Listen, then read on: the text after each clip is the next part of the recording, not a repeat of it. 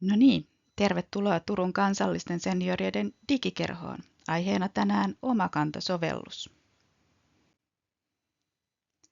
Minä olen Minna Vainio ja olen toiminut jo jonkin aikaa digiopastajana. Minua kiinnostaa teknologia ja kaikki mahdolliset digitaaliset ratkaisut, joilla toimintoja voidaan sujuvoittaa. Haluaisin päästä auttamaan kaikkia ihmisiä hyödyntämään teknologiaa arjessaan. Tässä esityksessä käydään läpi Omakanta-palvelua ja siihen liittyviä mobiilisovelluksia. Samalla herätellään ajatuksia siitä, miksi julkiset organisaatiot haluavat kehittää näitä sovelluksia, eli mikä on niiden etu käyttäjälle. Lisäksi käydään läpi sovelluksen asentaminen omalle laitteelle sekä sovelluksen toimintoja. Omakanta perustuu kantapalveluun, jonne sosiaali- ja terveydenhuollon ammattilaiset kirjaavat tietoja. Sinulla on oikeus omien tietojesi tarkasteluun kantapalvelussa Omakannan kautta. Ehkä monetkin teistä ovat käyneet tietojaan siellä jo katsomassa. Omakantaan voi kirjautua nettiselaimella, kuten Chromella tai Safarilla osoitteessa kanta.fi. Myös jos kirjoittaa Googlen hakukenttään Omakanta tai Kanta, saa linkin kanta.fi-sivulle. Sivulla on kirjautumislinkki Omakantaan. Turvallisempaa on kuitenkin kirjoittaa suoraan osoitekenttään kanta.fi. Omakanta-sovellus on eri asia kuin kantapalvelun käyttö nettiselaimella. Sinne kirjaudutaan sovelluksen kautta eli sovelluskuvaketta klikkaamalla omassa puhelimessa tai tabletilla.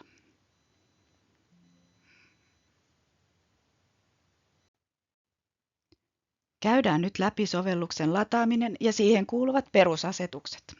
Sovellus löytyy puhelimeesi tai tabletille sovelluskaupasta. Näitä ovat Google Play-kauppa tai Applen laitteessa App Store. Sovelluskaupassa voi sovelluksen hakea hakusanalla Omakanta.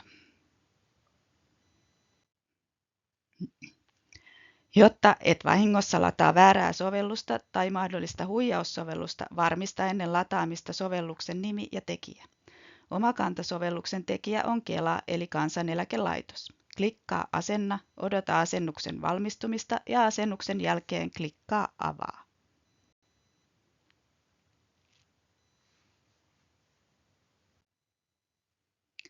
Varaa aikaa sovelluksen lataamiseen ja ensimmäiseen avaukseen, koska silloin sinun on tunnistauduttava vahvalla suomi.fi-tunnistautumisella, eli pankkitunnuksin tai mobiilivarmenteella.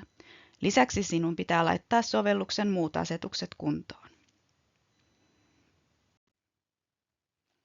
Ensimmäisellä kirjautumiskerralla sovellus haluaa sinun luovan 6-numeroisen koodin, jota voi käyttää jatkossa kirjautumiseen. Muista kirjoittaa se ylös tulevaa käyttöä varten. Tunnusluvun luomisen jälkeen sovellus kysyy, haluatko ottaa ilmoitukset käyttöön. Tämä on yksi sovelluksen tärkeistä ominaisuuksista. Jos haluat ilmoitukset käyttöön, sinun pitää antaa lupa sekä Omakanta-sovellukselle että laitteellesi, eli puhelimelle tai tabletille. Ainakin minun puhelimeni vaatii tätä. Miksi ilmoitukset kannattaisi ottaa käyttöön? Sovellusta kehitetään jatkuvasti ja siihen on tulossa lisää ilmoitusominaisuuksia. Tällä hetkellä saat ilmoitukset uusista resepteistä, joiden uusimispyynnön voit lähettää sovelluksen kautta. Lisäksi ensimmäisellä kirjautumiskerralla sovellus kysyy, saako se lähettää muistutuksen tehosterokotuksista, joita annetaan tietyille ikäryhmille.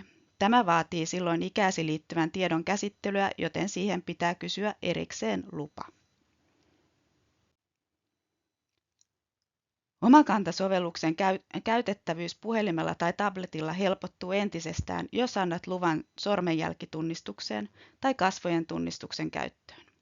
Tosin silloin tämä mahdollisuus pitää ensin ottaa käyttöön laitteellasi. Jos tämä mahdollisuus on käytössä, et tarvitse 6-numeroista tunnuslukua kirjautumiseen. Kun asetukset ovat kohdallaan, voit seuraavalla kerralla mennä Omakantaan klikkaamalla sovelluskuvaketta ja käyttää kirjautumiseen tunnuslukua, sormenjälkeä tai kasvojen tunnistusta, jos ne laitteelta löytyvät. Jos kuvake on hukassa, niin uusimmat ladatut sovellukset löytyvät yleensä kaikkien muiden sovelluskuvakkeiden perässä viimeisenä. Vuoden välein sinua kuitenkin pyydetään kirjautumaan pankkitunnuksilla tai mobiilivarmenteella.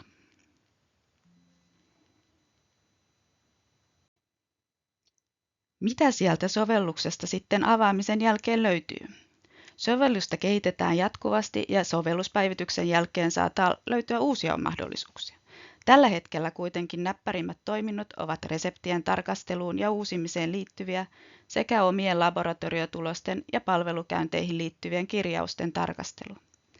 Etusivulta on suora linkki resepteihin ja laboratoriotuloksiin, mutta alalaidan kuvakkeista pääsee potilastietoihin eli vaikka tarkastelemaan hammaslääkärikäynnin kirjauksia. Resepteistä pääsee näkemään kaikki reseptisi, joista kaikkia ei, eli esimerkiksi vanhoja reseptejä, ei kuitenkaan pääse uusimaan suoraan. Jos hyväksyit ilmoitukset rokotuksista, saat myös muistutusviestin sinulle ajankohtaisista rokotuksista syntymäaikasi perusteella. Kun haluat lopettaa Omakanta-sovelluksen käytön, kirjaudu ulos -nappula löytyy valitsemalla alalaidasta profiilikuvake. Profiilikuvakkeen takaa löytyvät myös muut asetukset ja ohjeet.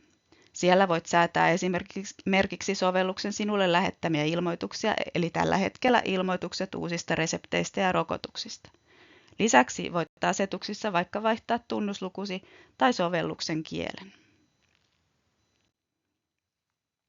Terveystietoja käsitellessä on aina huoli tietosuojasta, eli ovatko sinun tietosi suojassa sovellusta käytettäessä.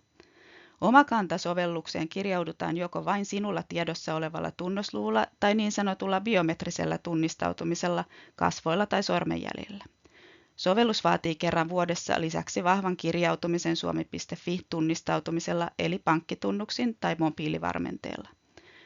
Jos olet ollut huolellinen sovellusta ladattaessa ja sinulla on Kansaneläkelaitoksen tekemä sovellus, sen käyttö on turvallista.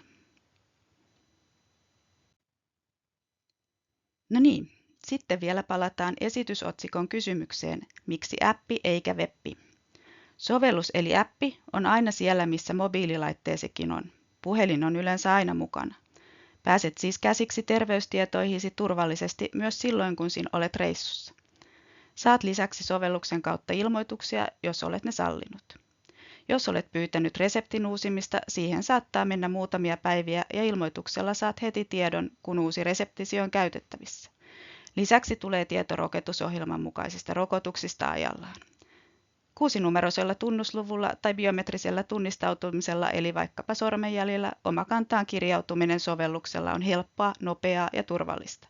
Muista kuitenkin olla Omakanta-sovelluksen kanssa kärsivällinen. Sitä kehitetään jatkuvasti ja käyttömahdollisuudet lisääntyvät ajan myötä. Laajemmat tietosi löytyvät edelleen kirjautumalla Omakanta-palveluun kanta.fi osoitteessa eli webissä.